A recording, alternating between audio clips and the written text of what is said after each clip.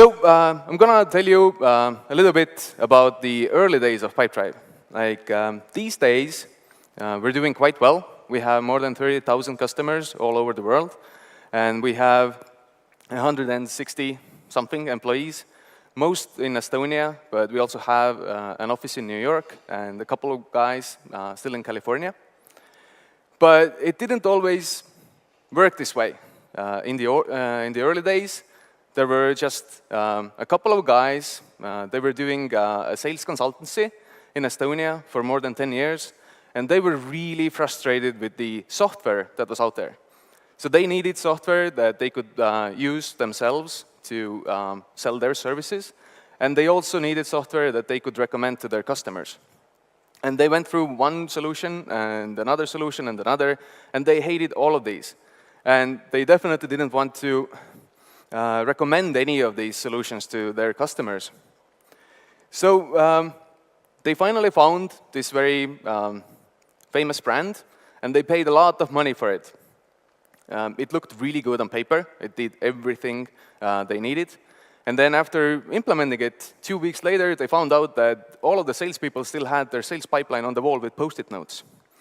And that was kind of a revelation to them. Like, we just spent so much money and spent so much time, and the salespeople still don't want to use that software. And at the same time, there was a group of people, the three in the middle.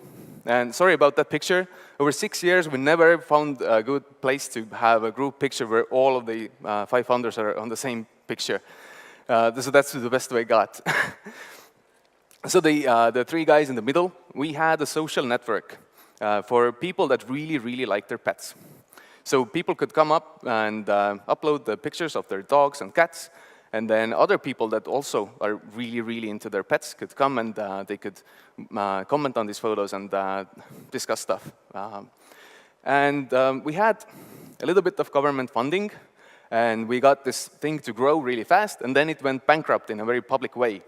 And we got a lot of bad press in Estonia. It was like one of the biggest public failures of a startup back in the day. And we were looking for new challenges. And through luck, we met up with these two sales guys, and they said, well, let's build a CRM together, because most salespeople hate their tools. And we said, well, yeah, we have nothing better to do, let's do it. And we got together.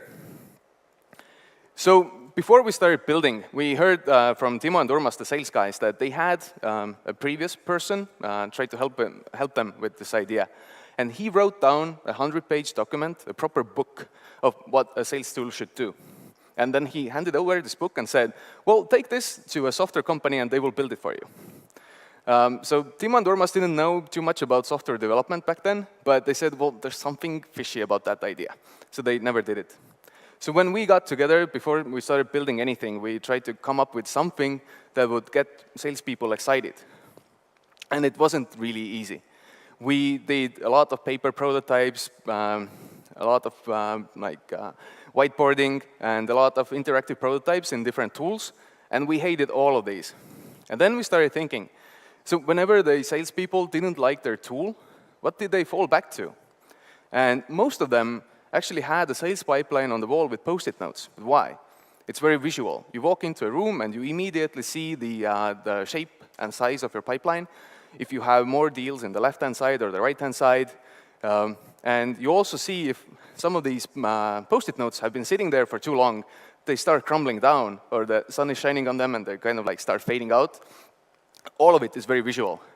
And it's really easy to update. So when you have a call and something is moving forward, you just take the Post-it note, put it in the next column, and there you have it. So no long forms to fill out and other stuff that is actually holding you back. So we decided to take that same concept and put it in the software. And the Pipedrive interface was born. And we built the minimum viable product with just the pipeline, showed it to some of the salespeople we knew, and we were lucky we knew a lot of salespeople. And they said, well, it's missing all of the features, but I really like the pipeline. Can I keep using it? So that was the first validation that this idea actually has merit, and we can keep building it. We built it, we started billing, and we started getting 10 new customers every month. On the picture, you can see our first KPI dashboard that was hooked up to a boombox. And every time money came in, it would do a lot of noise. And it didn't bother anyone because there wasn't any money coming in, which was sad, really sad. Why are you laughing? It was sad. So we started improving stuff. So we changed the product, we added features, and we redesigned the website a couple of times. We even got some awards from different blogs around the world for our great design. And we worked a lot on the onboarding.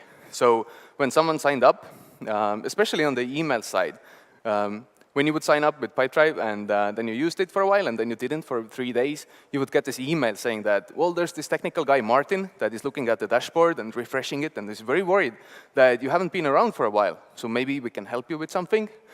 And through this process, we really found our voice and we started sounding much more friendly and personal. And these days, many business tools are very personal. Like, look at Slack, for example. They're much more funky than we are. But 6 years ago, it was pretty special, having this very personal voice to a business software. And all of it was really nice and took a lot of time and effort. And can you guess what it got us? All of this hard work, how many new customers did we get every month? 10 new customers every month.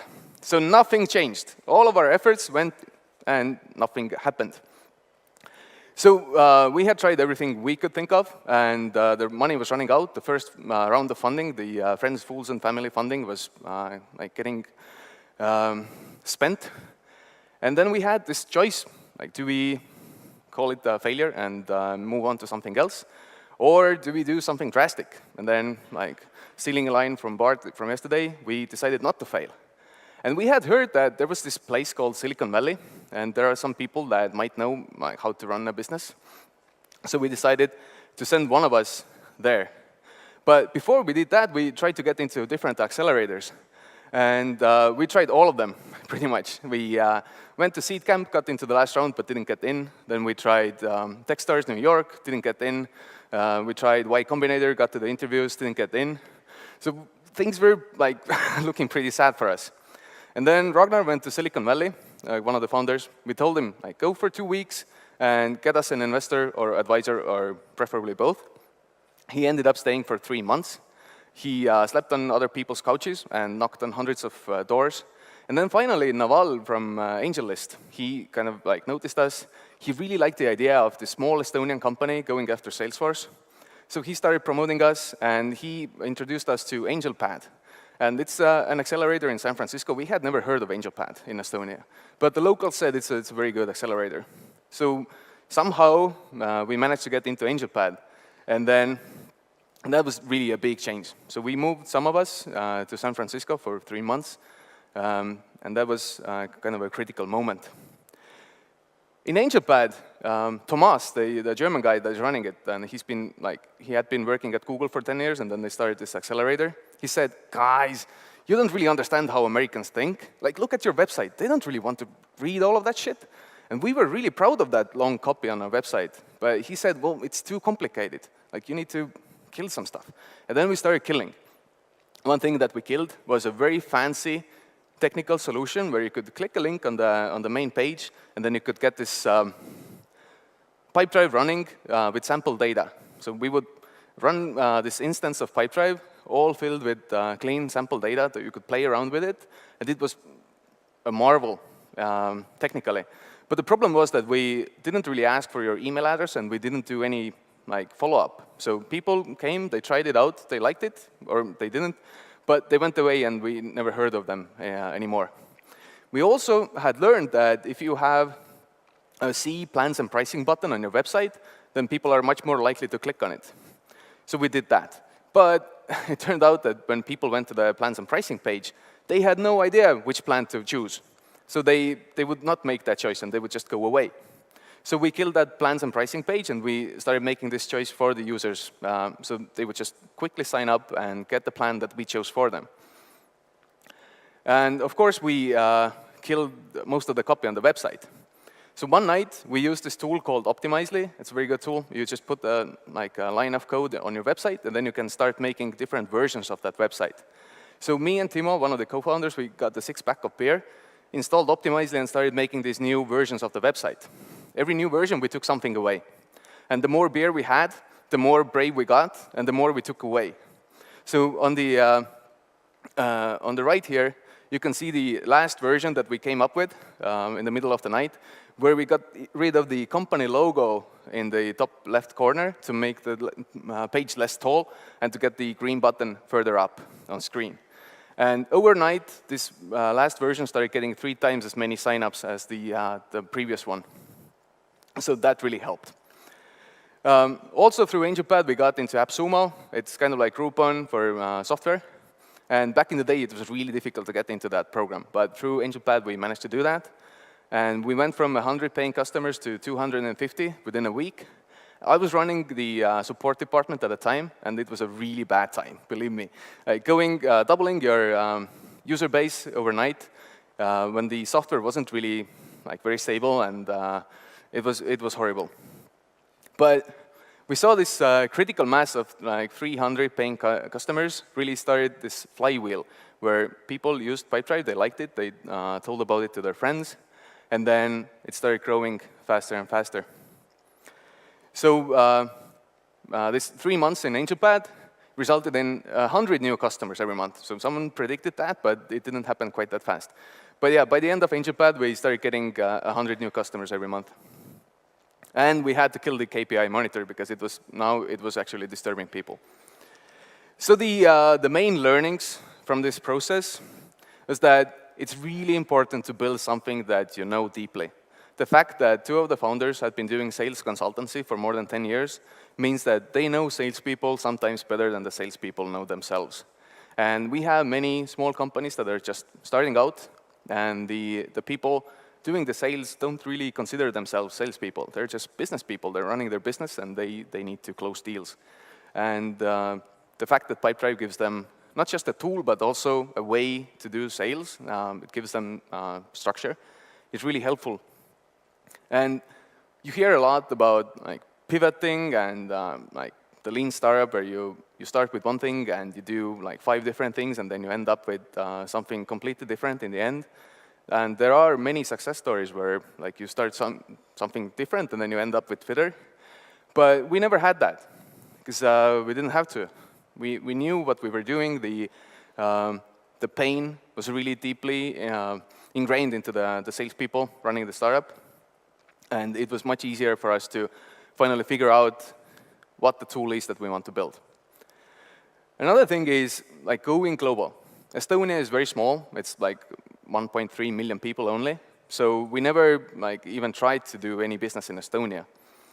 And the software was made in English since the start. We put it up. Anyone in the world could sign up and start paying with their credit card. But it never took off globally. So getting off your couch and going out and talking to your users is good, but if you want to actually grow globally, you also need to get out of your country and go travel, meet other people in different countries, and it really helps. It's a big difference trying to go global, just sitting at home, or going global, visiting Silicon Valley, meeting other people. California is a good place because all the different people are gathered there. So definitely recommend, even if you don't move there, at least visit and feel the vibe and meet the people. Also, the hard work that we did at first with the brand and the voice and finishing the features in the product, it seemed that it didn't really make a difference at first. But once we had the critical mass after the AppSumo thing and we got some exposure, and we hit the critical mass of 300 customers, all of these things actually started working. So even though at first it seemed like stupid overhead of writing all these personal emails, in the end, it has served us really well. So we had to persevere and really work hard until we got to the point where all of the previous stuff also started working. So that's the main lesson, really, is to keep going and not give up and find your thing that gets you going. Thank you.